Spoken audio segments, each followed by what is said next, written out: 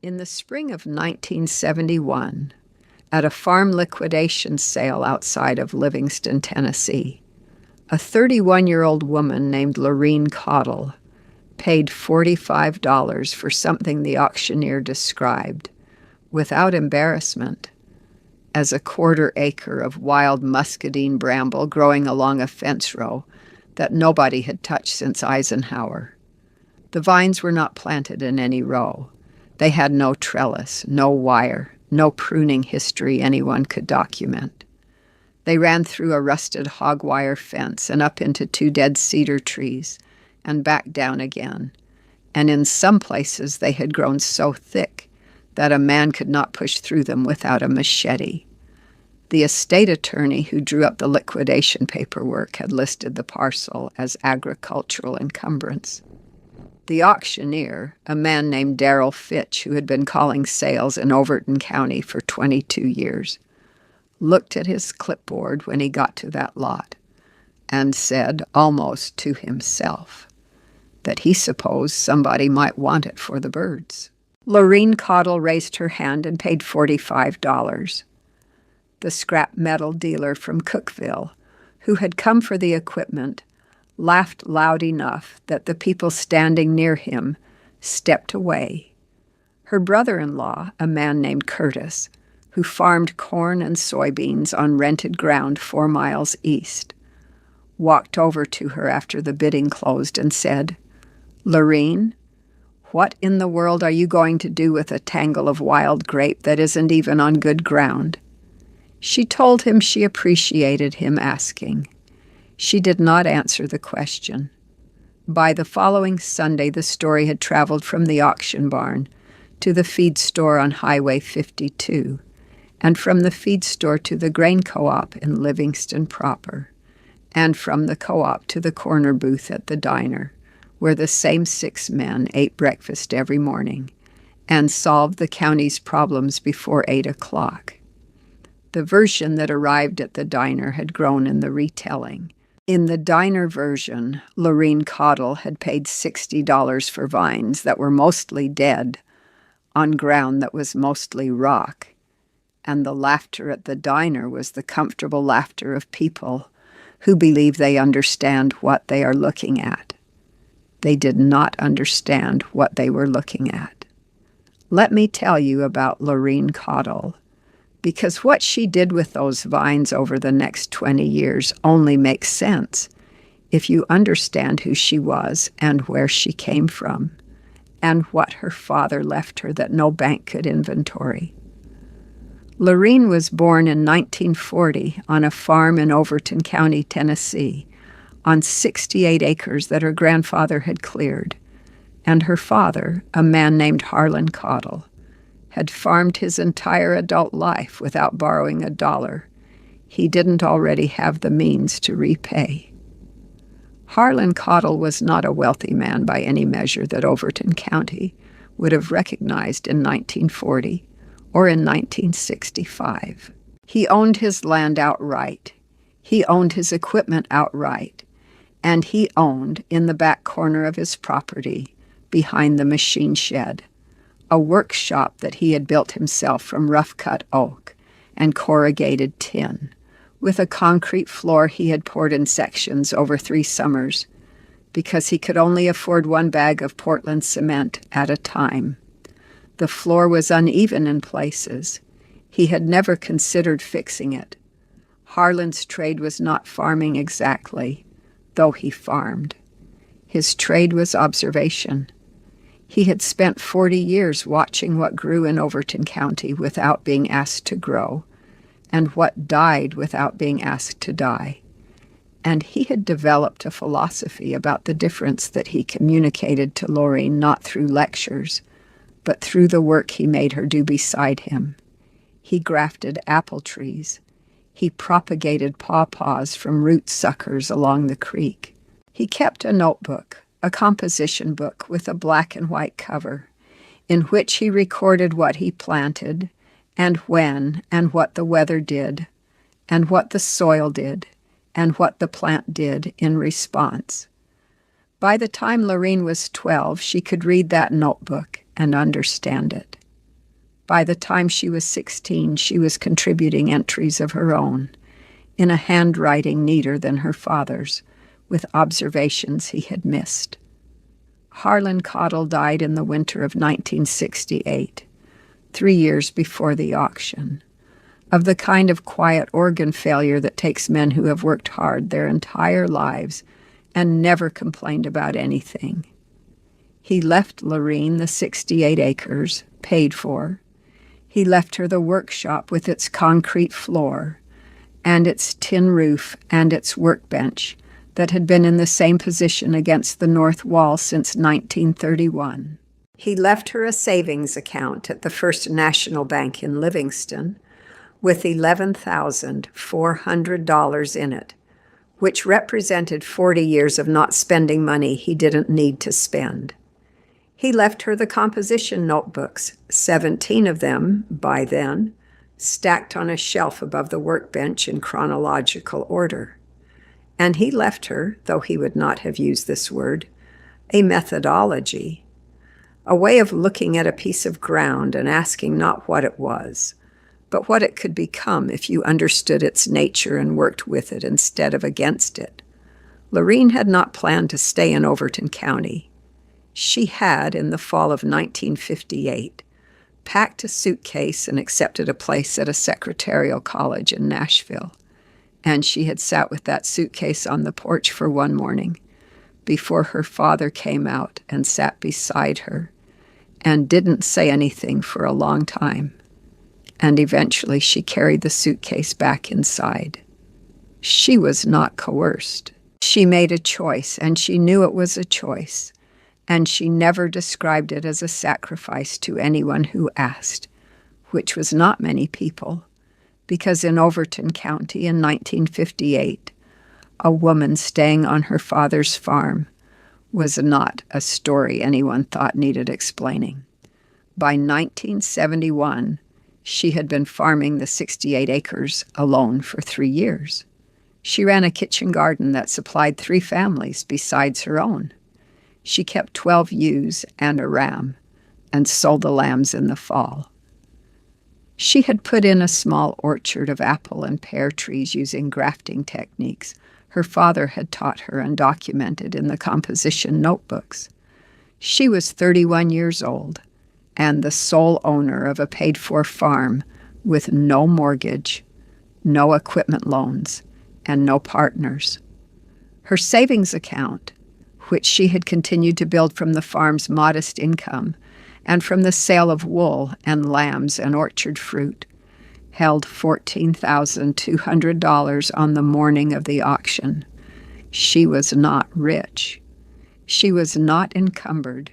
In Overton County in 1971, that distinction was not widely understood. Now, the muscadines. When Lorene Cottle looked at that 1/4 acre of tangled wild grape along the condemned fence row, she did not see what everyone else saw. What everyone else saw was a mess.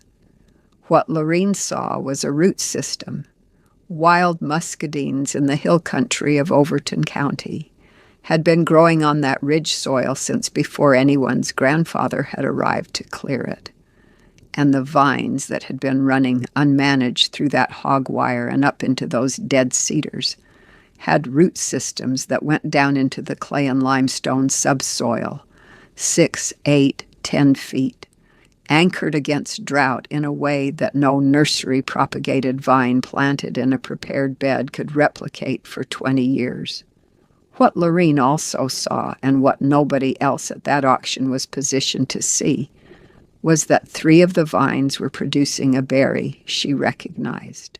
Her father had written about it in the 9th composition notebook, the one from 1952, in an entry dated late September. He had described finding a muscadine variety along the creek bottom that produced a berry larger than the wild type, bronze green at full ripeness, with a sweetness that was different from the common purple, less musky, more like a fig soaked in honey, and he had written that he did not know what variety it was, but that it was worth knowing. Lorene had read that entry so many times she could recite it. That's why nobody understood the purchase. They were seeing $45 thrown at a fence row. They were watching Lorene Cottle execute the final step of a plan she had been developing for 4 months. Because in the previous November, 4 months before the auction, Lorene had driven to the University of Tennessee Agricultural Extension Office in Cookeville and spent 3 hours with an extension agent named Gerald Poole, who specialized in small fruit production. She had brought her father's 9th composition notebook. She had brought a sketch she had made of the berry described in the entry, based on her own memory of having seen it once as a child, and a pressed leaf from a vine she had found on her own property that she believed was the same variety. Gerald Poole looked at the sketch and the leaf for a long time. He told her that what she was describing sounded like it could be a naturally occurring bronze muscadine, possibly a variant of the scuppernong type that was more common in the coastal South than in the Tennessee Hill Country, and that if she had actually found it growing in Overton County, it was unusual enough to be worth taking seriously. He gave her 3 publications on muscadine culture. He told her that the commercial wine grape industry was beginning to show interest in Native American varieties, particularly for the Southeast, and that a few small wineries in North Carolina and Georgia were already producing muscadine wines that were finding buyers. He said the market was not established. He said it might never be. He said if she wanted to pursue it, she should do so carefully and without borrowing money to do it. Lorene drove home with the 3 publications and read them in one sitting. She had already identified the fence row on the liquidating farm from a conversation with the estate attorney's secretary, who attended the same church. She had already walked the fence row once in January with permission, and confirmed that 3 of the wild vines matched the bronzeberry type her father had described. She had already counted the viable root crowns, 27 of them, and noted which ones had the thickest cane growth and were therefore the most productive. She had already drawn a propagation plan on graph paper that showed how she would use those 27 root crowns through layering and hardwood cuttings to produce enough planting stock to establish a half-acre planting on the south-facing slope of her own farm within 3 years. She paid $45. Curtis asked his question. The scrap dealer laughed. Let me tell you about the build, because this is where Lorene Cottle proved that what her father had left her was not just land and tools, but a way of solving problems that made borrowed money unnecessary. She began in the spring of 1971, the same week she got home from the auction. The first task was not planting. The first task was infrastructure, and Lorene had learned from her father and from Gerald Poole's publications that muscadines needed a trellis system that would last, because the vines themselves, once established, could live and produce for 100 years, and any trellis you built was going to be there for a very long time. She did not want to build it twice. The trellis posts came from her own woodlot. She cut 8-foot lengths of black locust, which her father had planted along the eastern fence line, specifically because black locust resists rot in ground contact for 40 years without treatment. She cut 40 posts over the course of 2 weekends and let them season in the machine shed for 6 weeks while she prepared the ground. The south-facing slope she had selected was in old pasture, compacted from years of sheep grazing, and she spent 3 weeks in May working it with a rented chisel plow, running the tines 18 inches deep to break the hardpan and let the clay breathe. She added lime according to a soil test she had done herself, with a kit from the extension office, pH 5.4 going in, targeting 6.2, and she spread it by hand from a borrowed broadcast spreader. Lime cost her $11. Post setting was done with a manual post driver she had found in her father's workshop, a 60-pound steel tube with handles that he had made himself from pipe and plate steel sometime in the 1940s. The wire was 12-gauge galvanized, purchased from the farm supply in Livingston, 220 feet of it, at a cost of $14. The transplanting itself was the most delicate part, and it was the part that most people, had they been watching, would have said was impossible.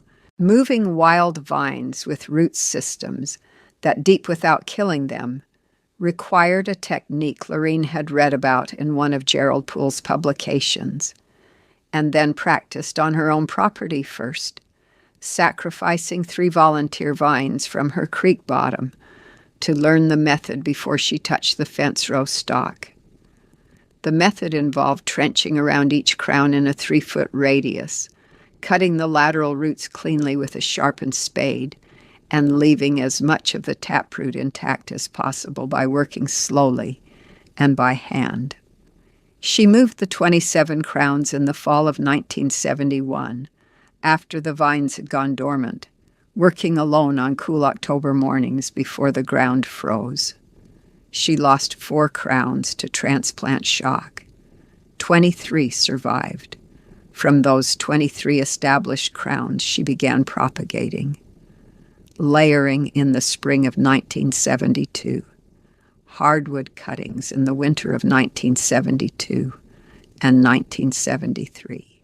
By the fall of 1974, she had 81 rooted plants on the south-facing slope, trained to her black locust trellis on the 12-gauge wire, pruned to a bilateral cordon system she had learned from the extension publications, and refined through 3 seasons of observation, and her own notes in a new composition notebook she had started specifically for the vineyard. The notebook was the same kind as her father's, black and white cover. She bought a dozen of them at once.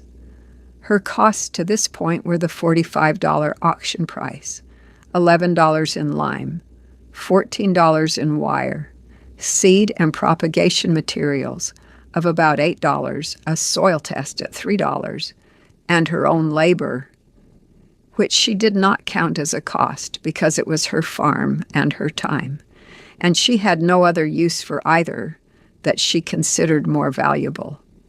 Total cash outlay through the establishment of the planting, $81. Let me tell you what happened over the next several years, because this is where the story stops being about muscadines and starts being about something else entirely. The vines came into their first meaningful production in 1975. Not a full crop, but enough.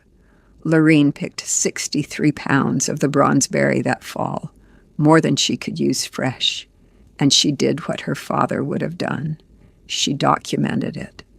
Weight per cluster, sugar content measured with a refractometer she had borrowed from Gerald Poole's office, color at various stages of ripeness, flavor notes written in the composition notebook with a precision that surprised the extension agent when she showed him the entries. He told her the sugar readings were exceptional. He told her that the Brix levels she was recording, 22 to 24 at peak ripeness, were higher than most commercial muscadine varieties being grown in the southeast at the time, and that the flavor profile she was describing, that fig and honey quality her father had noted in 1952, was exactly what the small winery operators in North Carolina were looking for in a white muscadine type. He told her she should write to them. She wrote to 4 wineries in North Carolina and 2 in Georgia. 3 did not respond. 1 responded with a form letter. One a small operation in the North Carolina foothills called Ridgeline Cellars, responded with a letter from the owner that ran to 2 pages and asked very specific questions about her acreage, her variety, her bricks levels, and whether she had any interest in a supply arrangement. Lorene wrote back. The correspondence continued for 8 months. She did not rush it. By 1977, she had a handshake agreement with Ridgeline Cellars to supply a trial quantity of bronze muscadine fruit at a price per pound that was, she calculated, 4 times what she could get for any other fruit crop she could grow on that slope. She did not sign a contract that gave them exclusivity. She did not borrow money to expand. She increased her planting by 40 vines that year, using her own propagation stock, at a cost of labor and wire and 1 additional bag of lime. If you have ever watched a community dismiss something quietly, and then watch that dismissal become the most expensive mistake the community ever made, stick with me. Hit subscribe so you don't miss the next story I'm telling. The story in Overton County continued to be that Lorene Cottle was farming her father's place and keeping to herself and doing something peculiar with grapes that nobody had much use for. Curtis had stopped asking questions about the fence row purchase after the first year, having satisfied himself that it was an eccentricity rather than a disaster. The men at the diner had moved on to other subjects. Nobody was watching. Nobody was watching while Lorene's savings account, which had held $14,200 the morning of the auction, grew steadily through the late 1970s. The lamb sales continued. The orchard continued.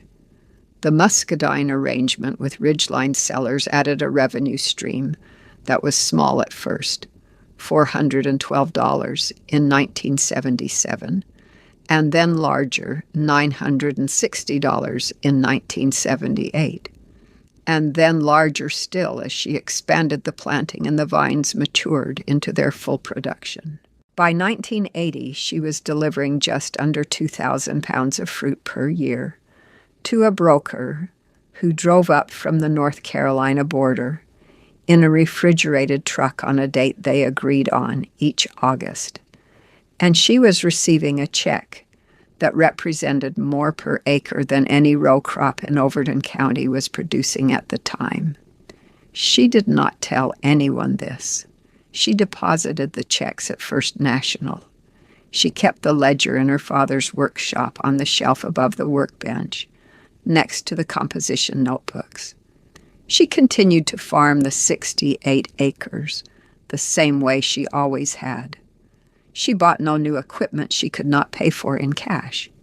She took no loans. She made no changes that required explaining.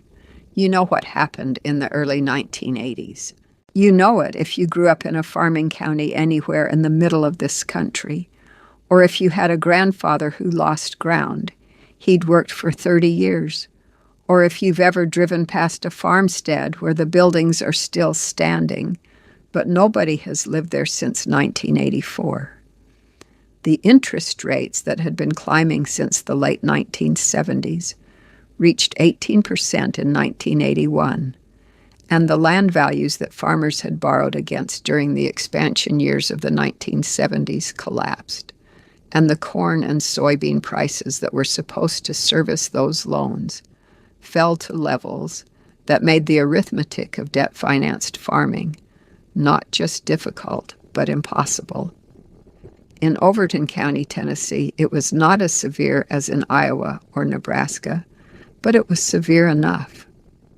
7 farms within 12 miles of Lorene's property went to the bank between 1982 and 1986, not because those farmers were bad farmers, because they had built their operations on borrowed money at interest rates that nobody had expected and land values that nobody had protected against. Curtis lost the rented ground he had farmed for 11 years when the landlord, facing his own financial pressure, sold the parcel to a land company out of Nashville.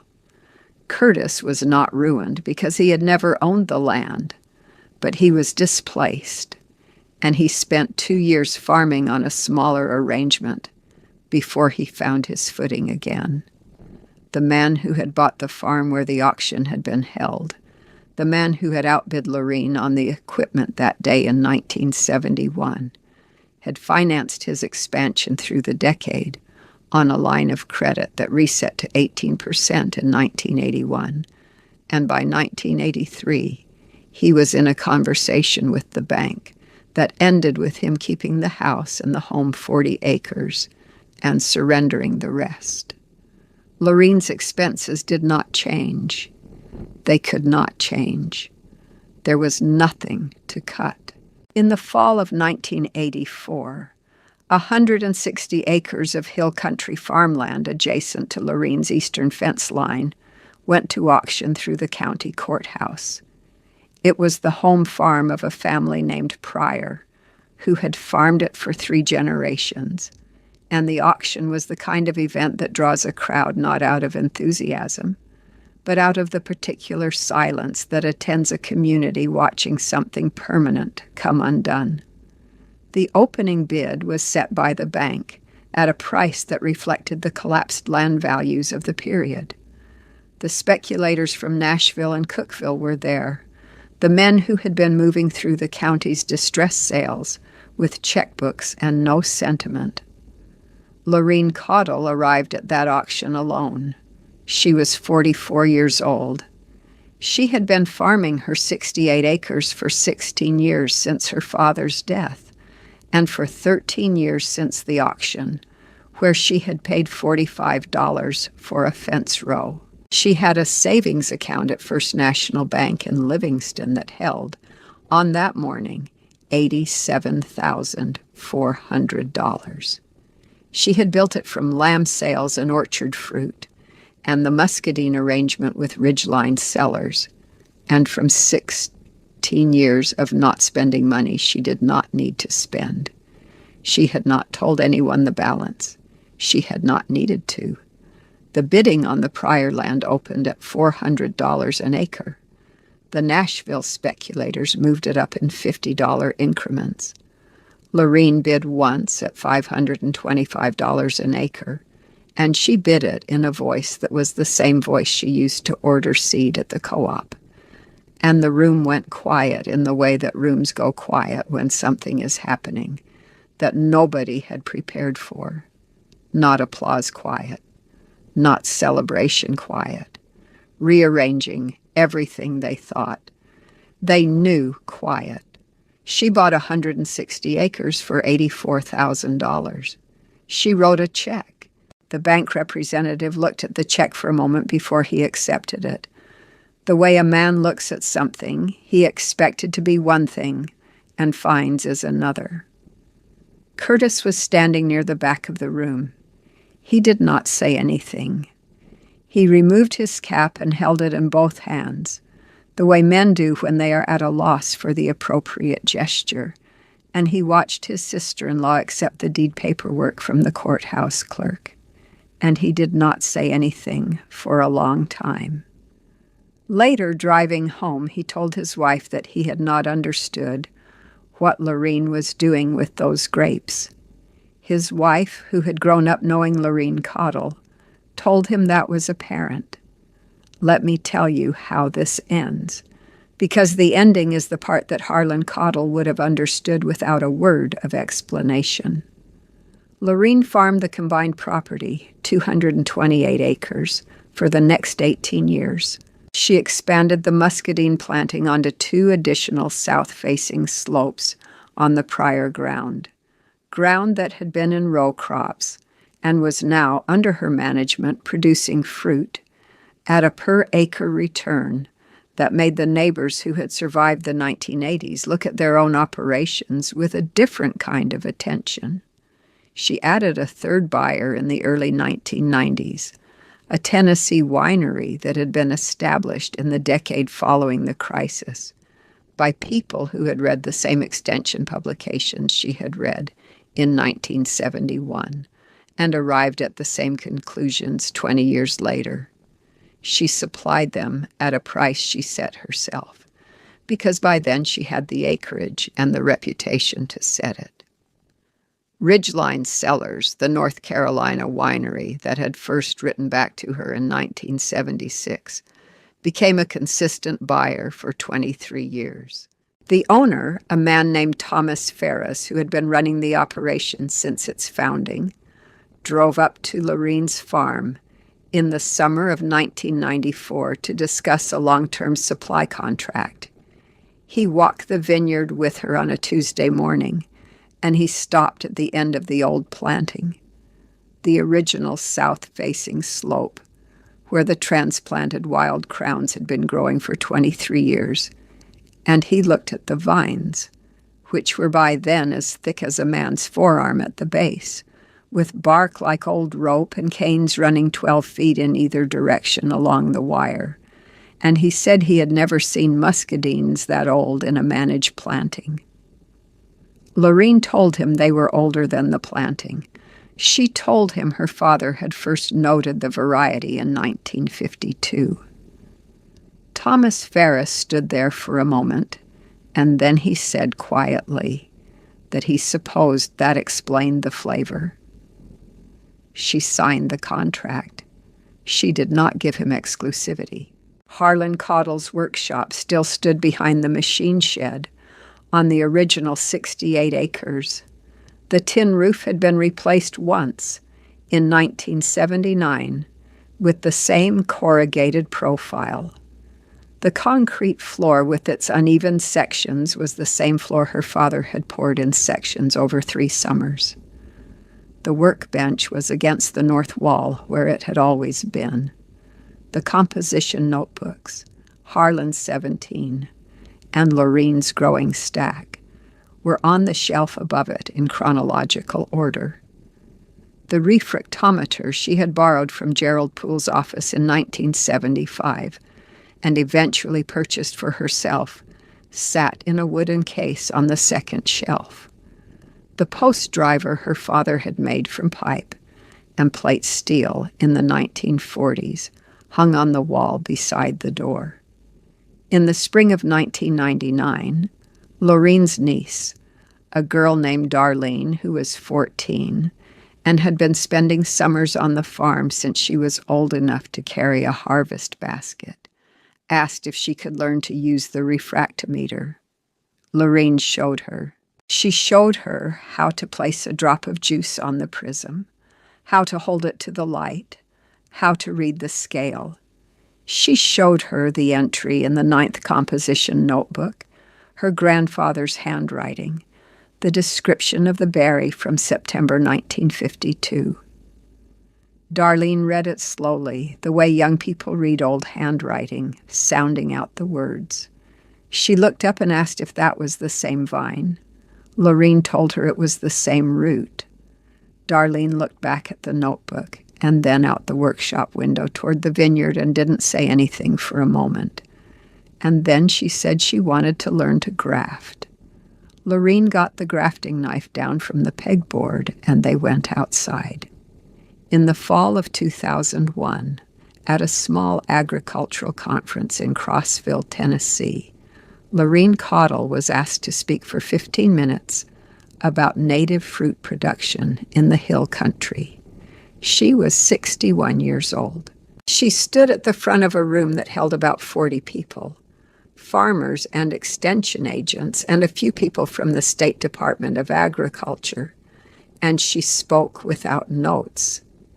She said that she had established her vineyard in 1971 with $81 in cash and a 1/4 acre of wild vines that a room full of people had laughed at, and that the same vineyard had been producing income for 26 years without a single year of debt service, and that the land she had bought in 1984 with the proceeds of that vineyard was now worth, at current county assessments, 11 times what she had paid for it. She said she was not telling them this to be impressive. She said she was telling them this because she wanted them to understand the arithmetic. She said the question worth asking was not what something was worth today, but what it would cost you to own it for 30 years, and whether you could afford to own it in a way that nobody could take it from you. Curtis was in the back of the room. He had come because his daughter had told him about the conference.